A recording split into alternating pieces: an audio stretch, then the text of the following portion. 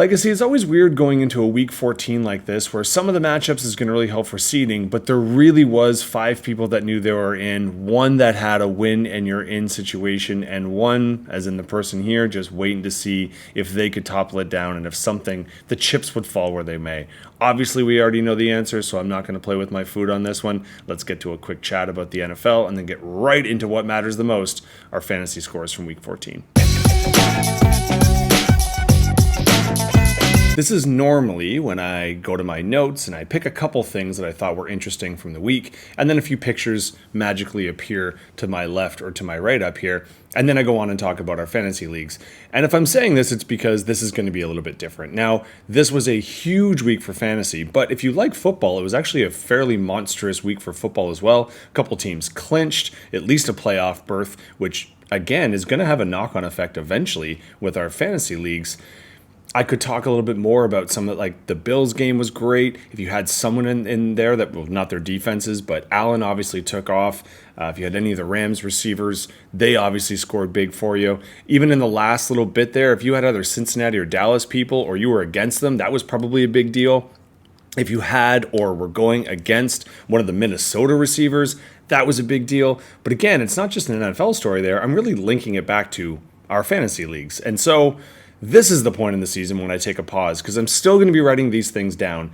But just like last year, for those who were in these leagues last year, I'm going to save a lot of these thoughts and some of the bigger perspective ones that happened over the whole season for kind of a post-fantasy football bigger video for all leagues. At this point, I'm going in and just focusing on league by league, not doing a big NFL breakdown because let's be honest, I know a lot of you out there have favorite teams. Right now, you're following them religiously and you're not going to me for your favorite team's needs. This is really just a fantasy bump, and now that we're getting into the playoffs, that's all I'm going to focus on. Also, reason number 2, tomorrow, I'm filming this a day early than I normally do because tomorrow's a really big day at my work. Apparently, I'm going to run around and make a lot of noise. And then Friday, leaving on a jet plane. So the next video is going to be awkwardly made, hopefully not in a whisper in my parents' place. The following video after that is going to be even weirder because it's right by Christmas and we have about a day or two window in between games. And then after the finals, it's either going to happen a little bit later or it's going to be in a weird spot while I'm on travel. So it also helps not doing this little part of it as well to see if I can get them out on time. So there you have it. There's my reasoning. But don't worry, you will hear much, much more from me near the end of the season. But now, as I mentioned, let's go on to last week's results, defining our playoffs, and then we'll sneak ahead and take a look at some preview of this week's matchups. Big theme for this week was our top 2 seeds throwing down their thunder, letting everyone know they want the bye, and they're not going to be someone you can take lightly in the semifinals. So we get it, guys. Gene went off again. He's taken a couple weeks where he's been playing with his food. Now he's back at it, went after it, and if you wanted any doubt, look at the Monday Nighter. Obviously, Burrow and Chase went after it. Now, Woody, you're probably a little bummed. You want to finish off on a high note, and we'll get to the league standings in a minute to see would it have impacted you. But in this case, Gene just was all over the scoreboard. Burrow was the quarterback 3. Chase was the wide receiver 1. Jennings actually just missed out on the top 5, and in some other scoring platforms, he would have got there. The pickup of the revolving door that is San Francisco's backfield, that was good enough for the running back 2. Defense 3 in New Orleans, just because everybody against the Giants, why not? Now, Woody, on your side, you had Darnold, you had the quarterback 2, which in a lot of cases was great for you in terms of well, let's be honest, 5 touchdowns is a surprise. That's Darnold's peak apex right there.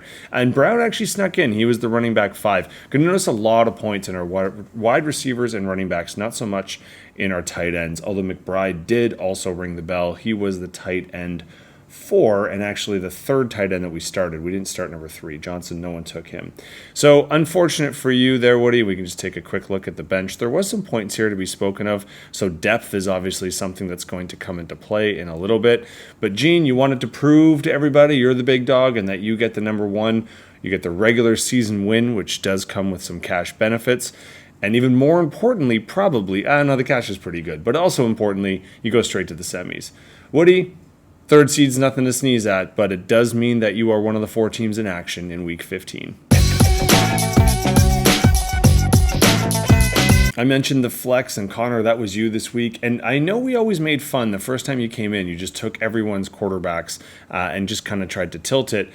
This week was a good example as to potentially why. You had the quarterback 1, you had the quarterback 4, and the quarterback 5, I believe.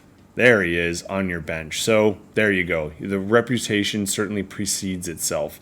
You also managed to have White, who was the running back 3 in this format. Pretty exceptional. And I did mention that this was a high scoring, so even the 19 here doesn't quite register. The 30 does, though. That was our wide receiver 5, so well done, Marco. It's not like you came out with nothing. And Charbonnet was the pickup of the week. He was the running back 1, so obviously worth your time there. Pittsburgh also was a top 5 defense. They're actually number 4, but we didn't start the first 2, so there you go. You can take that for what it's worth. Unfortunately for you, Marco, it does caps off a pretty disappointing season for you. You are in the consolations, and hopefully you're still taking that seriously. We'll look at those in a minute and what you're up to. But Connor, you are not playing next week, but not for the bad reason. For the good one, you get the bye and you're going straight to the semis. For me to squeak in, I needed 2 things to happen. I'll talk about one now, and obviously the next one will come next. Jeff, though, I kind of felt you were on a tough week. There were some bye issues. You had an injured running back. You didn't have a whole lot of depth down here, and you would have had to make some drastic moves. And I know the game didn't mean quite as much, but realistically, you could have put in almost anybody, and it still would have been fine. You didn't have a lot of standout performances. Like I said, injuries certainly did hurt you. For me, I didn't have anyone in the top 5, and I would say if you wanted to see how desperate I was on my bye week, AOC starting for me, and I thought, no, maybe against Tampa Bay. No, it's never good. Never good to start AOC. He did also get hurt, so there's that. My wide receivers did save me 20 points apiece. None of them cracked the top 5, as I mentioned. Big week for wide receivers.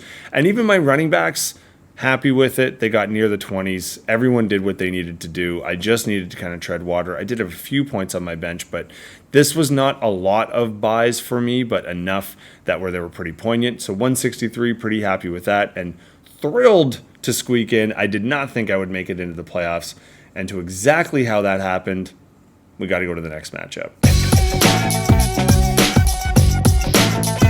This one stinks, Max, and I'm cheering for you. Don't think I don't notice the likes that I get from the videos, and don't think I don't notice some of the comments occasionally that you throw my way. I appreciate it, so I was rooting for us both to get in, but when I knew it couldn't happen, I did look several times. Obviously, I was following this one religiously. It did look like most of the time you had it, and then just unfortunately at the last minute, you didn't. It definitely did not help that Timmer came out with Puka Nacua's performance. That was a huge one. That was the wide receiver 2. Kittle was the tight end 1. And then just a steady stream of consistently decent, obviously not in the running back, but in the wide receiver. Quarterbacks did what they needed to. And if we take a look at the bench, there was even some options here to up that. For you, it was either feast or famine. Addison was a great start. He was the wide receiver 3. Chuba Hubbard and Monty, as they have been pretty much all season for you, getting you points when you need to. Your quarterback play in Young, that one kind of hurt because if we scroll down, obviously this was a horrible week to have your boy and some of your offense kind of sitting here. And it's not like you had any points to spare. You were going commando, nothing in the basement. But if we scroll up, we can see exactly what happened. You live by the Buffalo sword, you die by it. There was a week or two that they pumped and got you enough points to go through. In this one, they screwed you. Now, the 4 points isn't quite enough, but it's real close to assume that if you had taken almost any other defense, you probably would have been fine. But the real bummer, this is why I love and hate fantasy. I would be shocked if Kent Maxton ever takes Cole Kmet ever again in anything. When someone burns you like this and gets a bagel, if he gets his predicted, you're through. If he even almost gets just under and your defense is there, you're through. Obviously, you know that. You've done the math. What also sucks is sometimes when you have those weeks and everyone just tanks, you're like, it's in the stars. 154 is going to win you 9 times out of 10. Timmer putting up a near 160. I don't think the Vegas odds were on that one, so the stars had to align. I'm unfortunately, Maxton, it does mean you just miss out, and it's the dubious prize of being the last one to have the glass shut. I guess as a positive, you're the odds-on favorite for the consolation. Always an epic battle when these two are involved. In this particular case, both overpredicted. Although you have to wonder, sometimes when you know there's a chance that you're going to see each other soon, maybe you pull some punches. You don't throw all the playbook at them. In this case, maybe that's why McConkey stayed in. He was also a late scratch, and I'm not sure 100% if Rennie knew that kind of right before or not. He did have some love on the bench, so don't feel bad for him for next week. Whereas Kent, you didn't really have a whole lot of options. Well, not a lot of choices this week, but you did make all the right ones. It just didn't really help you out. Now, in terms of some people who went up there, Jacobs was the running back 4. There was the defense 5 in Tampa Bay, but like I said, the top 2 weren't played for us. It was a disappointing Bowers, and actually the other tight end for Vegas, I didn't want to say it when Maxon said, but actually 2 tight ends in the top 5 weren't taken, and they were available. But Mayer's actually outscored Bowers. That's one of the first times we can say that all year. CD obviously having a great Monday nighter as well probably gave you some potential hope of pulling this one out, but you both knew you were in the playoffs, so it wasn't like a huge sweat. We did have the running back 6 just outside of the top 5, and Jefferson was the wide receiver 4, so obviously making up for it. But I would get used to this matchup, gentlemen, because you're going to see it again real soon.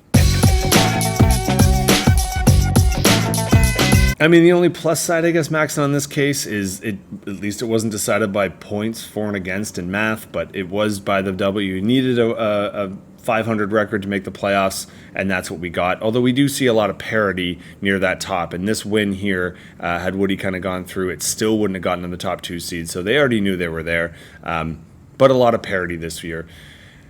In terms of this week 15 is a bye for most of us, the consolation side. I do hope you still care on this one. You don't want to finish dead last. Now, I wouldn't necessarily think you need to beg, borrow, and steal for all the big agents, but why not take a shot at them? Our top 2 get the bye, so realistically now, we only have 2 matchups this week to decide who makes the semi, so let's take a quick look at each of them.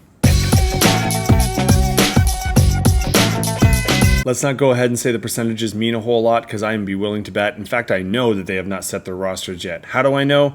Well, Rishke's best player is kind of on the bench, and I'm assuming that's going to make a run. I'm also very curious to see what he does with A-Rich in terms of going with A-Raj or his boy. He is a little bit Chicago heavy, and I think that's what, maybe you dance with who brung you. Maybe he makes some moves. Obviously, he's had some running backs go off and some not so much. So from that regard, we'll see how that one pans out. But I do expect to see Henry in probably the Warren spot, or at least the Dunze, something like that. For Rennie, I think the biggest thing for him is going to be he's got some depth. If we look down his wide receiver crew, as I mentioned, and he does have an injury right now in McConkey. Will McConkey come back? And if so, that could be a big matchup against Tampa Bay. So that's a big swing. He also is kind of riding on Pollard, who's overachieved based on my standards, but maybe appropriately achieved in everyone else's. And obviously Williams, who was good for a touchdown a game for a while there. Let's see if he can get back at it. I think the other thing for Rennie that I'll be super interested in, he's got Goff, he's got Herbert, and on the bench Mahomes. All 3 of them have had really good fantasy outings, and all 3 of them have had a few, not stinkers, but certainly not the level that you'd want as a starting quarterback in the playoffs. So his decision there, I'd be interested to see. I think when Henry goes in, and depending on what happens here, it might go to a slight advantage for Reshke, but this one's going to be a coin toss for sure. Slightly less of a coin toss. I think Matty's going to have the advantage on this one. And I think the biggest thing, yes, he's got some big guys, and Gibbs has gone off huge, and obviously Brown was a top 5. Dowdle's had some good weeks. We just saw Darnold as the QB2. Murray has that potential. But I think even looking at your bench, you've got Smith on the bench and McBride, both tight ends, worth playing in a lot of formats. The biggest thing with you, Woody, is the depth. And I know that whole sentence could be taken in a number of ways, but that's the thing. You got a lot of decisions to make, and I would trust that you're probably going to make some good ones because you normally do. I would be shocked if a couple of these guys are still in there. I think you got some talent down here you're probably looking to call up. You're also probably trying to figure out in terms of the Bucky Irving injury index, or if you think Cook is going to get a lot of love with Allen that just stole all of his touchdowns last week. For me, it's funny. I like my team, but I don't think Yahoo loves it, and I do have a few moves that I am already looking to make. No spoilers there. I will really need to step up at the quarterback position, but, I kind of just depended on, hopefully, just rambly motivational speeches. That's all I have for my guys this week, and just some over performances. That's what I'm gunning for. Might feel like a bit of a letdown, not just for people who didn't quite make it, but obviously in general, there's only 2 matchups, and we went from week 14 that was electric to now. I think this is a really important week, and obviously if you're one of the 4 teams, you're going to be paying attention, but let's keep the focus. We've got 1 week here. We'll decide who's in the semifinals, and then we'll see how the league shakes out. I'm pretty pumped. The Thursday nighter is just around the corner. Holiday season is in the air. For some of you, that might need flights sooner than later, so travel safe it is. If it's not, sit tight, enjoy the games, and good luck in week 15.